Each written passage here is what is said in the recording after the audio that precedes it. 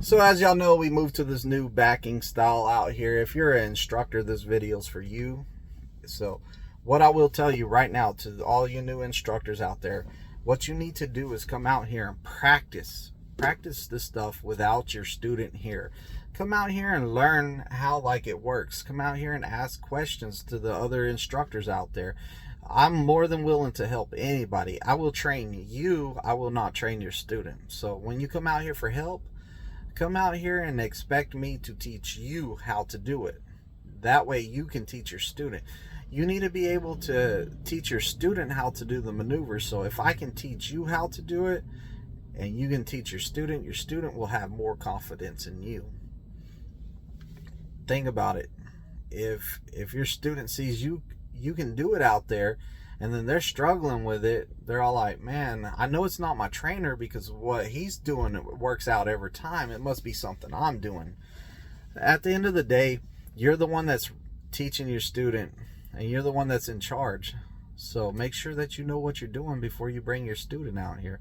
If you need help, definitely hit me up. Hit any of these instructors out here. They will all help you.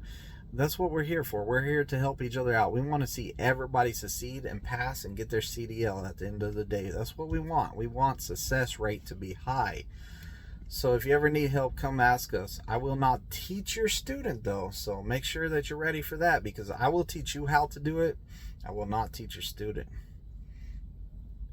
Whenever I came out here and I started learning these new maneuvers, I spent a lot of time out here just practicing and finding out where you could get caught up real bad, where's the bad situation. I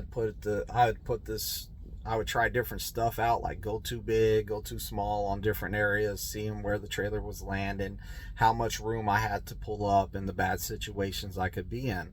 And then I try to work on that to how would I fix this? What would be the easiest understanding for my student to understand how to pull up from here. 90% of people fail because they have to pull up. On this new pad out here, there's not much room to pull forward, so their pull-ups have to be well executed. If they're a little bit off, you can still fix it and put it in there. For the most part, there are some pull-ups out here that if you make them really bad ones, it's going to be really hard to recover from, and you might not have enough points to recover from it. So what I did is I humbled myself, right? And this is what a lot of people have a hard time doing. Humble yourself. I went out and asked one of my friends, hey, how do you do this? What hole is the tandems in? I asked him a bunch of questions about what he was doing and how it's been working for him, and what happens if he gets in this situation. What's the best pull-up for it?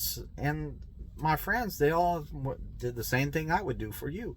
They were all like, hey, jump in the truck, I'll show you real quick. So I jumped in the truck, they showed me, and I was all like, wow, that's really good. Or maybe it's what about this situation? Oh man, if you get into that situation, your best bet is to start over or something.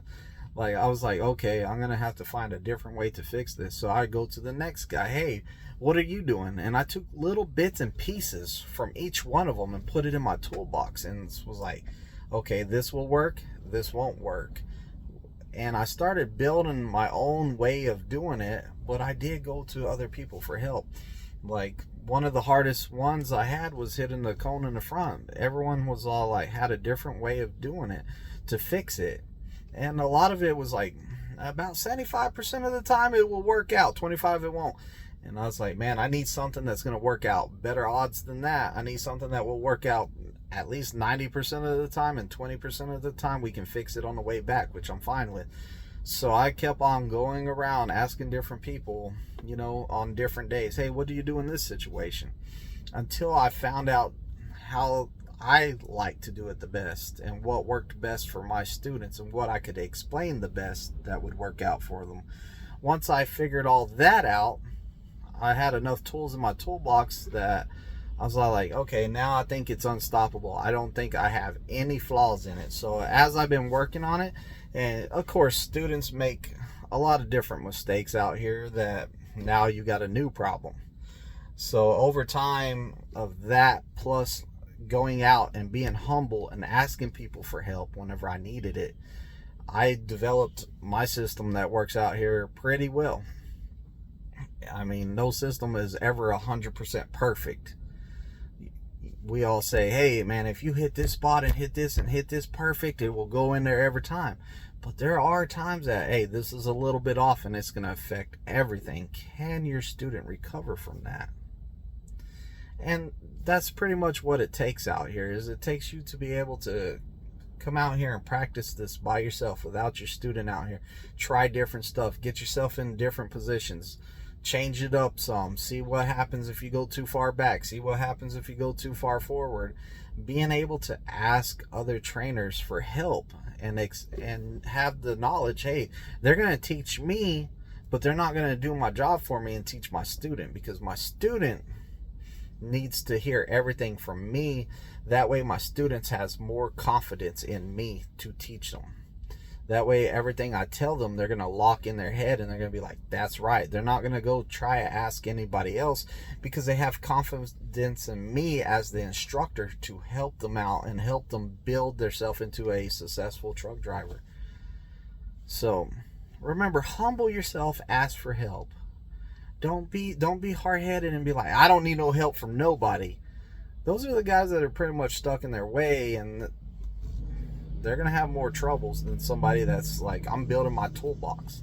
Whatever I can get from somebody else, I stick in my toolbox, and that's now some more knowledge I have in this whole situation. Like, comment, and subscribe. Ask for help.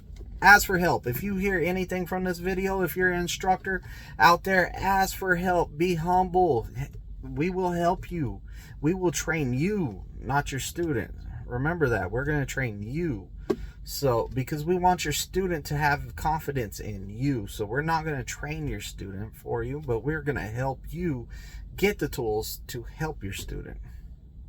Like, comment, and subscribe. If you think I'm wrong, put it in the comments. But I'm out of here. Thanks for watching.